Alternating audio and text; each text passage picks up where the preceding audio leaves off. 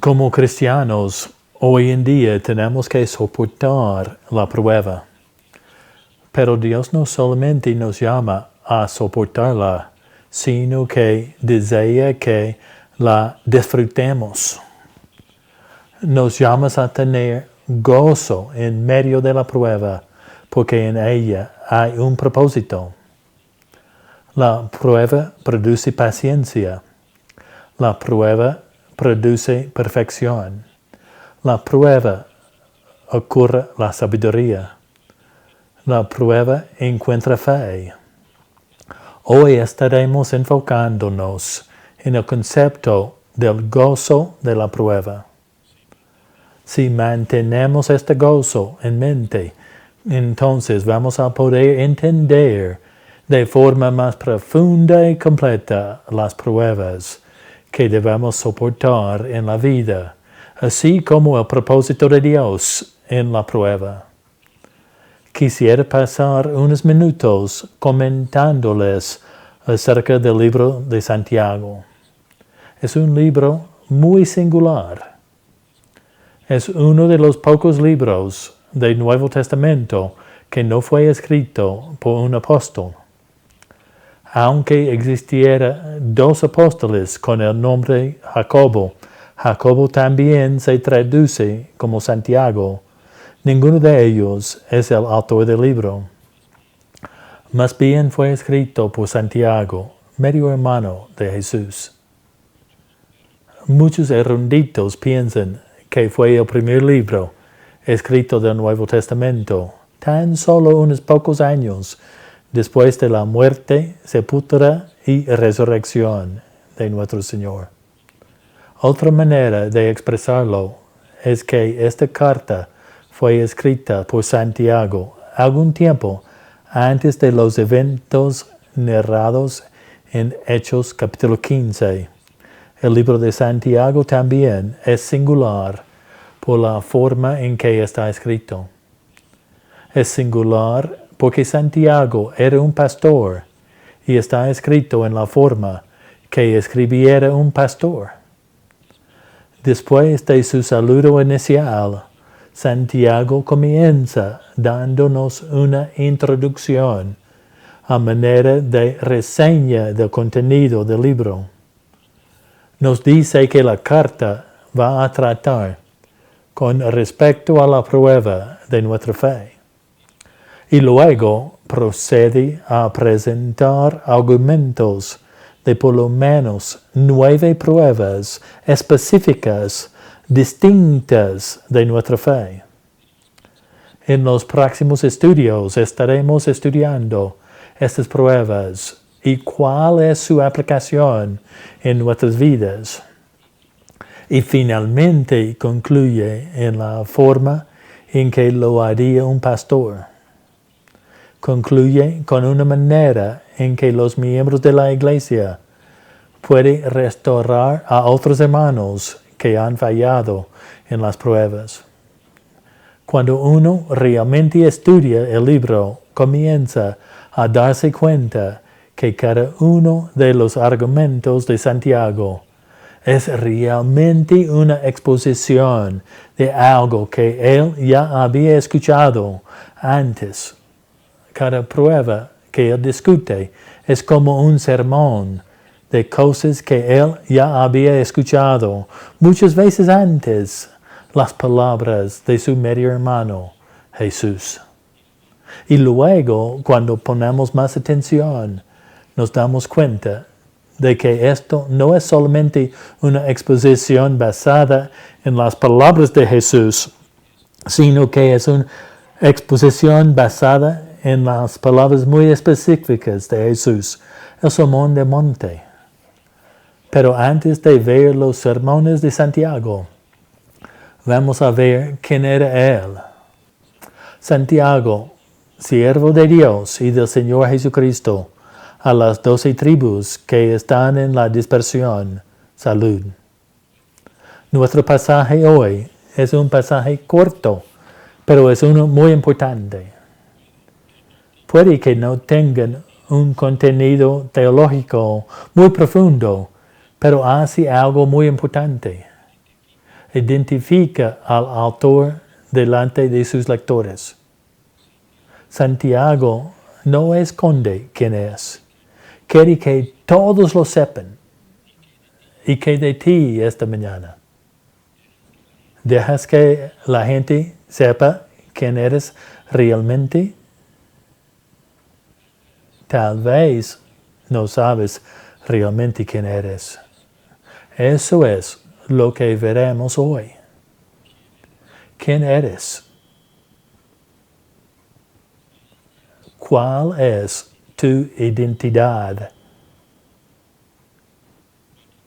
Cuando te retiras de aquí hoy, quiero que identifiquarte de la manera correcta.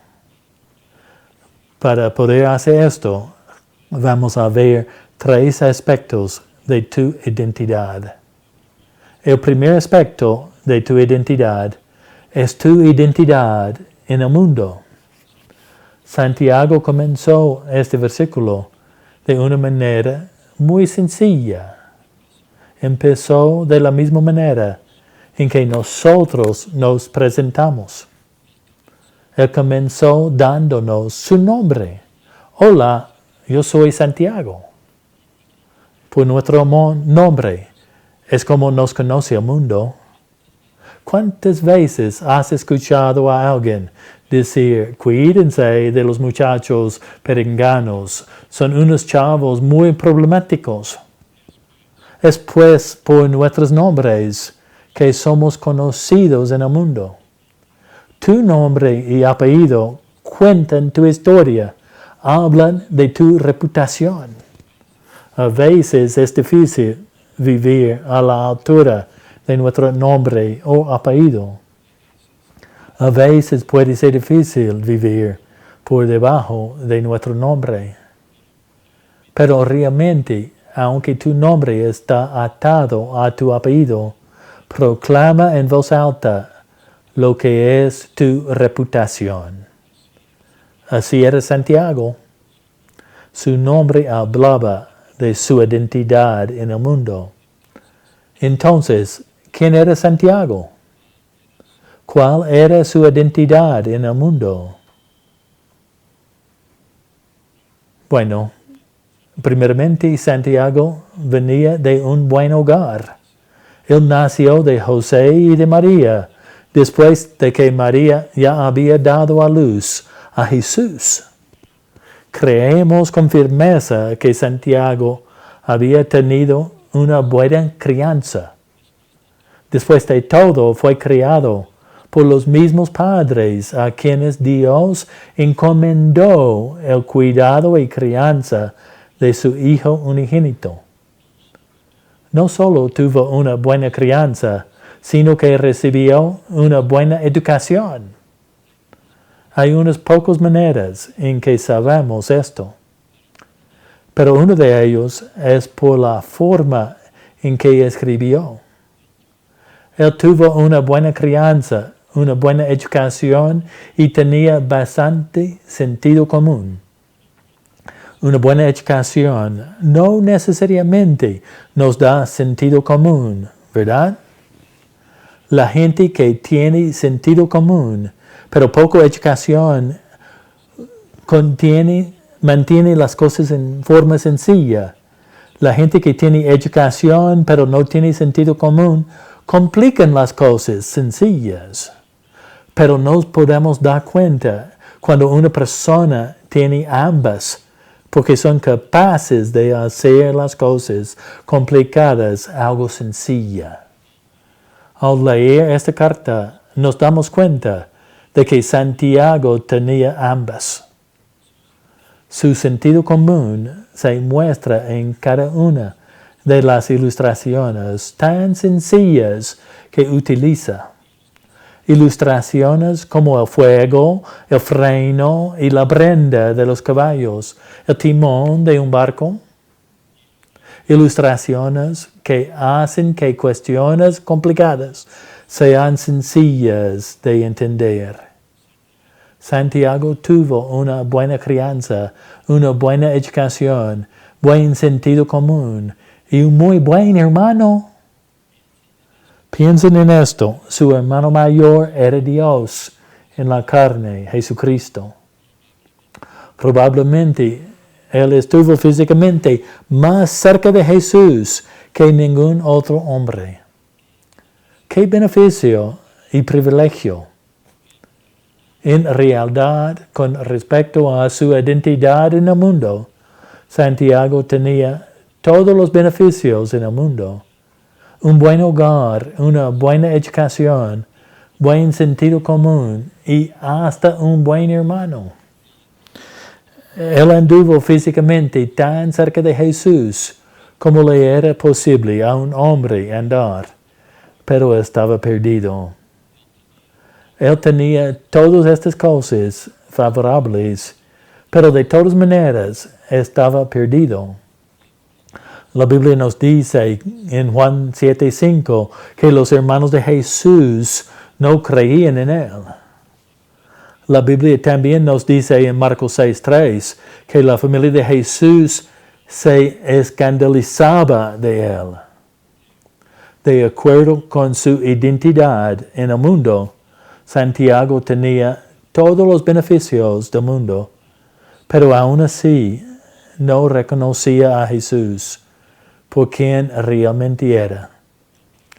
Cualquiera que sea tu nombre, cualquiera que haya sido tu crianza, cualquiera que sea la educación que hayas recibido, cualquiera que sea el sentido común que poseas, sin importar qué tan cerca hayas estado físicamente del pueblo de Dios y de su iglesia, nada de esto realmente importa.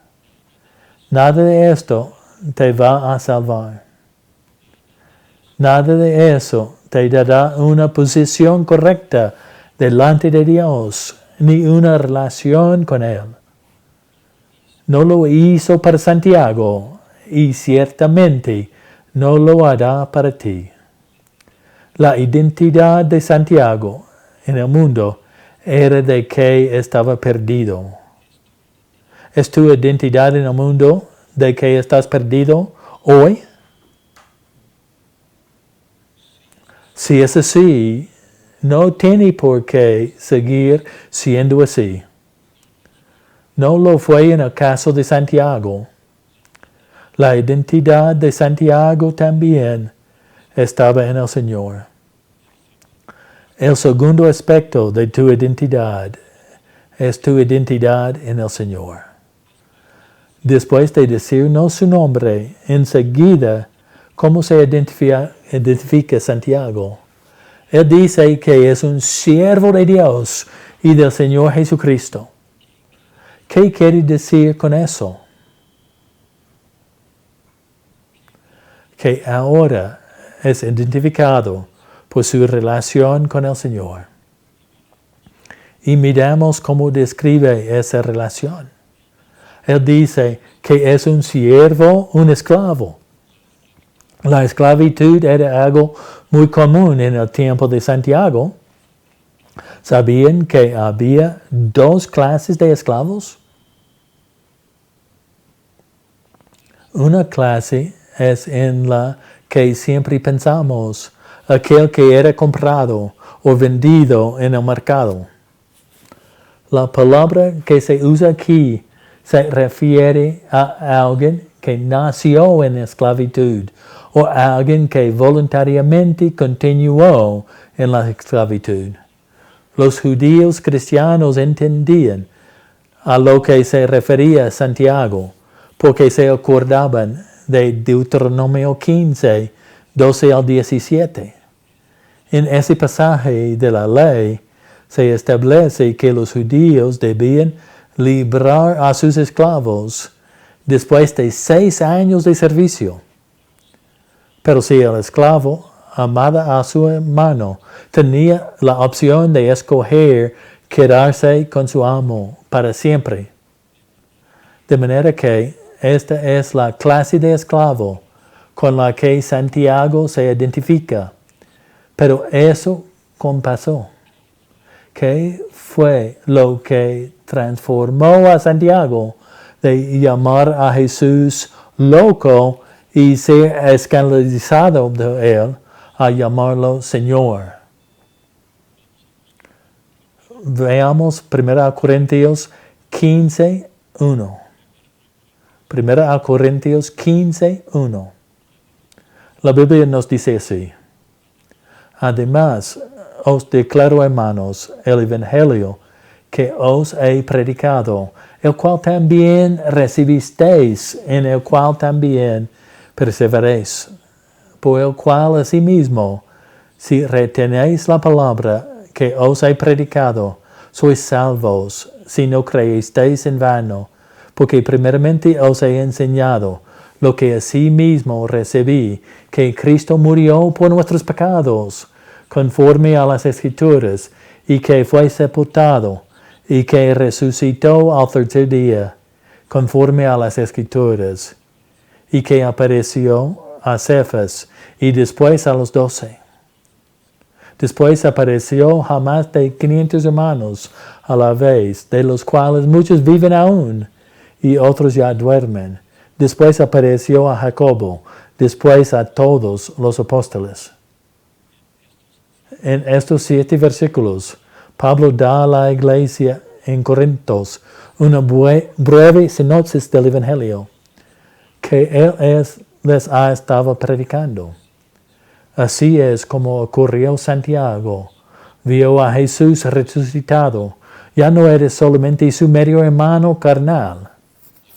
Ya no era el raro de la familia que podía hacer milagros. Ya no se escandalizaba de Jesús. La ofensa de la cruz había sido transformado en comunión y libertad en Cristo. Había sido salvo. Su maravillosa transformación se manifiesta en Hechos 1:14. Hechos 1:14.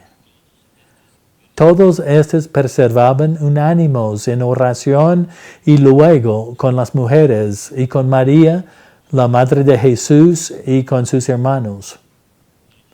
Allí se le incluye como parte de los discípulos. Los discípulos se reunían en el aposento alto, esperando en el Espíritu Santo. Se reunían en obediencia a su Señor y su Salvador, Jesucristo. Si te encuentras hoy aquí, en el estado en que estaba Santiago antes de la resurrección, tú puedes ser salvo de la misma manera en que lo fue Él. Confía en la evidencia. Cree que Jesucristo murió por tu pecado. Cree que resucitó de los muertos. Cree que Él está vivo y que intercede por ti ahora mismo. Cree que Él es quien dijo ser y que hizo lo que dijo hacer. Romanos 10:9 dice que si confesares con tu boca que Jesucristo es el Señor y creyeres en tu corazón que Dios le levantó de los muertos, serás salvo. Fue cierto para Santiago. Puede ser cierto para ti.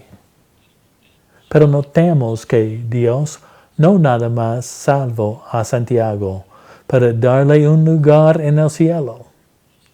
Lo salvó para darle un propósito aquí en la tierra. Por eso es que tiene otro aspecto de su identidad. De hecho, es por esto que Dios da a todos los que salva un tercer aspecto de su identidad. El tercer aspecto de tu identidad es tu identidad en la iglesia. Sabemos quién era Santiago antes de ser salvo y sabemos que Dios lo salvó. Pero lo salvó para que hiciera ¿qué cosa? Para aquellos de ustedes que están aquí y que ya son salvos, ¿alguna vez se hacen esta pregunta? ¿Para qué me salvó Dios? ¿Para qué me salvó Dios? ¿Qué quiere Él que yo haga? Puedes estar seguro de lo siguiente. Si Dios te salvó y todavía estás en este mundo, es porque Dios tiene propósitos para ti. Él tiene propósitos para mí y Él tiene propósitos para ti. Él tiene algo que quiere que tú hagas. Y puedes estar seguro que es algo que tiene que ver con su iglesia. Cuando el Señor te salva, te da ciertos dones. Él espera que uses estos dones en tu servicio a Él. No por tu cuenta como un tipo de llenero solitario, sino en la iglesia. Pues los dones que te da no son para ti. Son para la edificación de su cuerpo, que es la iglesia. Mis dones son diferentes a los tuyos. Tus dones son para que los use, para edificarme. Mis dones son para edificarte a ti. Dios lo dio a Santiago el don de ser pastor. Es muy posible que Dios está dando a alguien que está escuchando el don de ser pastor. Se ocupa de la preparación. De todos los libros escritos en el Nuevo Testamento, Santiago es el único escrito por un pastor de tiempo completo y de largo plazo. Ni siquiera Pablo mismo era realmente un pastor. El tiempo más largo que estuvo en una iglesia fue en Efesos, y esto fue tan solo 3 años. Él realmente era un plantador de iglesias. Empezaba una iglesia, la echaba a funcionar y se la dejaba a un pastor. Santiago era un pastor.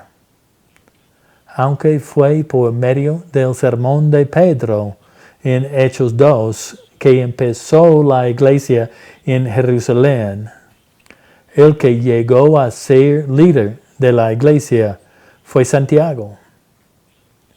Él usó los dones que Dios le había dado para pastorear a la gente en tiempos buenos y en tiempos malos. Los pastoreó en esa etapa de crecimiento fenomenal que ocurrió en los primeros capítulos del libro de los Hechos. La iglesia crecía con miles de convertidos. Y luego, ¿qué sucedió en Hechos 7? Esteban, uno de los primeros diáconos, fue martirizado. Y de ese martirio surgió una persecución violenta, de manera que muchos de ellos huyeron de Jerusalén. Pero Dios le había dado a Santiago un corazón de pastor. Y aunque había hermanos que no eran de su congregación, él de cualquier manera se preocupaba por ellos. Se preocupaba de su bienestar espiritual. Él hizo lo necesario para buscar y encontrar su rebaño. Eso es el trabajo de un pastor. Por eso escribió esta carta a los hermanos que estaban siendo dispersados por la persecución. Dios salvó a Santiago con el propósito de que liderara la iglesia en Jerusalén. Cada vez que se le menciona en la Escritura, después de la resurrección, tiene que ver con sus ocupaciones en la iglesia en Jerusalén. Dios lo capacitó para la manera singular y que Él quería que Santiago sirviera a la iglesia. Dios salva a cada uno para que le sirvamos por medio de servir a su iglesia. Si Dios te ha bendecido con el don de la predicación, entonces predica la palabra. Tal vez te ha bendecido con el don de ayudas. Entonces ayuda a otros, dentro del contexto del ministerio de la iglesia. Tal vez te ha bendecido con el don de dar, o de predicar, o de exhortar, o de administrar, o de misericordia. Como sea que Dios te haya capacitado con sus dones, necesitas usarlos en el servicio de Dios. Santiago así lo hizo. Lo hizo hasta que esto se convirtió en su identidad. Yo he ido para predicar en casi todas partes del país, pero soy conocido como pastor de la iglesia de Baratillo. Eso es mi identidad. Eso es mi llamamiento. ¿Qué tan plenamente estás usando los dones que Dios te ha dado? ¿Estás muy ocupado como para servirle? ¿Estás muy distraído por tu trabajo o negocios como para servirle? Yo quiero identificarme con las cosas que hacía Santiago. Yo quiero identificarme con servir a Dios por medio de servir a su iglesia. ¿Y tú qué piensas? ¿Cuál es tu identidad este día? ¿Te identificas con el mundo? Si es así, necesitas ver a Jesús por quien Él es. Vuélvete de tu pecado y vuélvete a Él en fe, creyendo esta mañana. ¿Está tu identidad en el Señor, pero no en su iglesia? El ser cristiano implica ser parte de su iglesia. Es ser parte de este cuerpo del que Él es la cabeza. ¿Eres tú una parte activa, viviente y trabajadora de su cuerpo? ¿O estás marchito por falta de uso y de trabajo? Si estás escuchando esta mañana y ya eres salvo, Dios te ha dado dones para que le sirvas. Él espera que uses los dones que te ha dado. Él espera que lo uses continuamente hasta el día que muerdes o hasta el día que venga por su iglesia. Lo que sea sucede primero. ¿Cuál es tu identidad este día? ¿Está en el mundo? ¿Está con el Señor? ¿Está en la iglesia? Oramos.